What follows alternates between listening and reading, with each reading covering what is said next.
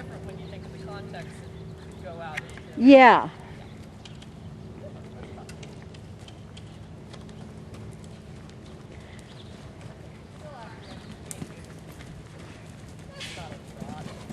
No. We know you have a pretty canter, but yes.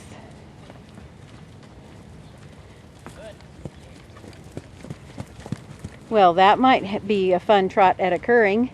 Yeah, not one I'd want to ride. Yes.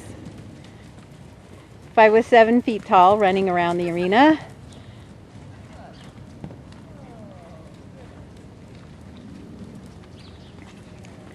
Ooh, we're even grunting.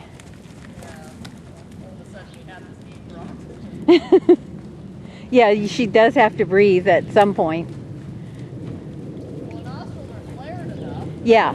Have some passive intake.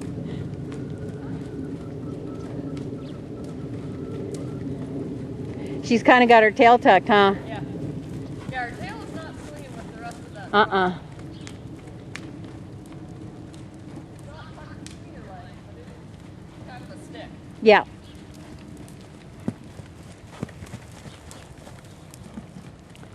I kind of wonder, too, when they had the carriage background, and there's been a crouper there, how differently they work with their own tails.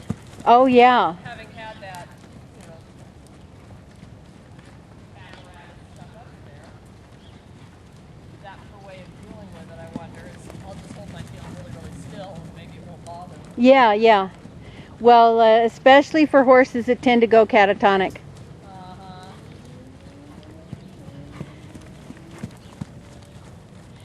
Now,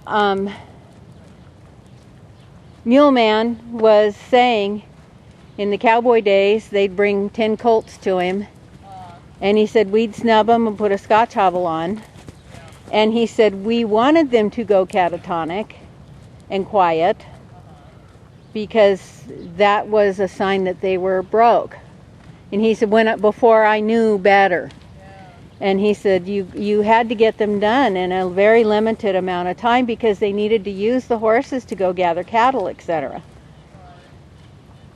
And he said the horses that would not go catatonic, that fought, a lot of them didn't make it. And he said the thinking was, and still is for some people, that the horses that don't survive that type of training were, quote, bad-minded horses that would have got you killed anyway sometime. In cases they were the smarter, more sensitive ones. Absolutely. And Even the 10-year-old girl probably would have done fine. And so imagine having a 4-year-old horse that's been trained that way, and a little young girl full of innocence and love for this beautiful horse getting on and having this horse absolutely explode with her. I mean, how could you ever get over something like that catatonic state. Yeah. Wow. Yeah. Oh. You gotta get.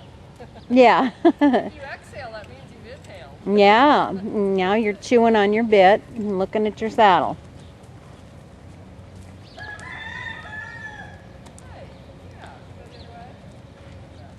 I'm telling you, Jack, we put the saddle on Jacko this weekend, and he was less worried about that saddle than she is. Yeah.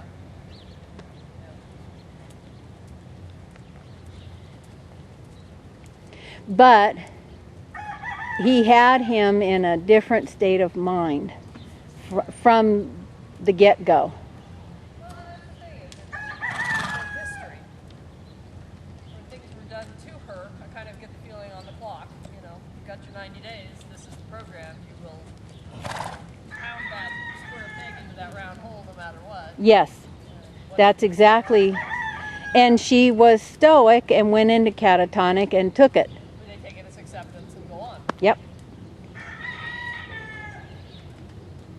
Now, the other horse they had there was a beautiful pinto-colored walking horse. Okay.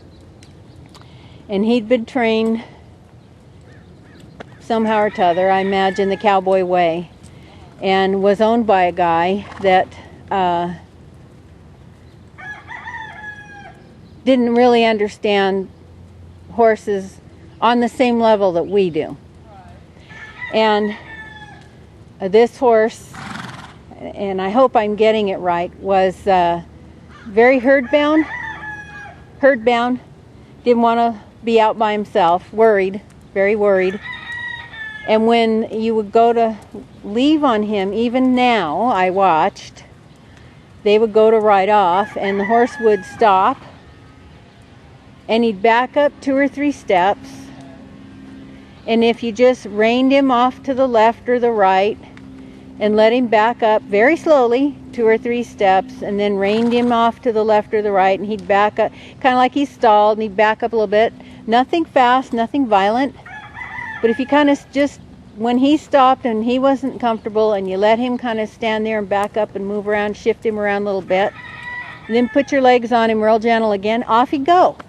He was fine. You needed to transfer who was in charge from Ah. the person. Oh. So, Well, as a matter of fact, I think I'll stop it. Were we not paying attention to you? Is that where our problems lie? yes. So the guy that had him, when the horse would stop like that on him, he'd get into him. Oh, okay, so now he's got a mountain lion on his back and the friend So your observation of this is that the horse was leaving the herd, and when he would stop, he was having to transfer the leadership role over to the rider and put his trust and faith in the rider for his safety. Right. And he was processing that. And if you were patient with him like Wally and Tina and J-Lo were, A lot of times you need to establish that charge. who's in charge, yeah. Before you leave the herd. Yeah. So Well, this guy would just, a little more direction and then you peel off as opposed to, I'm going to stay here while you guys go ahead. yeah. And now you've got this horse in a little bit of a panic because, yeah, the safety has just disappeared, the herd has just disappeared.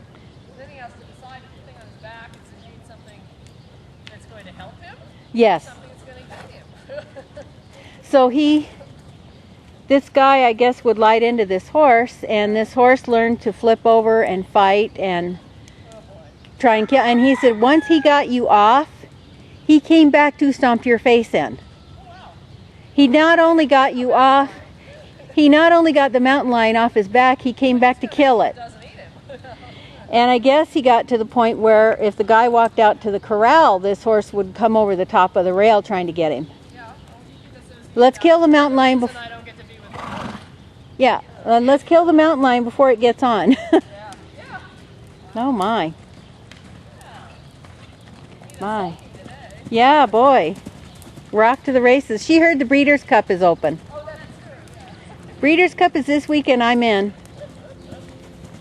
Actually, it's kind of a soft canter. Now it is. Yeah. There's a couple of steps. Well, you're just watching me. How much? Yeah. Uh-uh. Yeah, that back stretch has you thinking. That did a lot of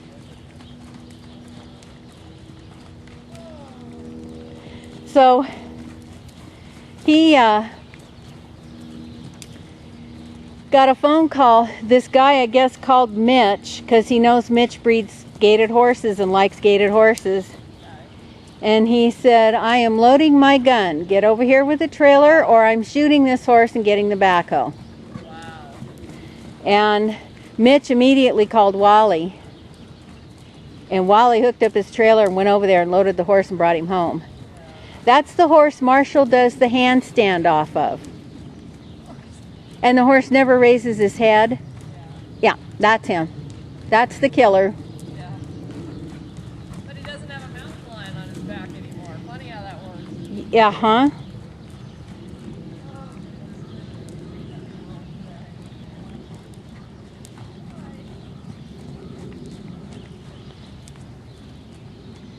So he wants to come down, I'm sure, as much as anything. Well, he's told me he's never been around a Frisian. Ah. And he's from the dog world. Yeah. He's used to genetic potential in dogs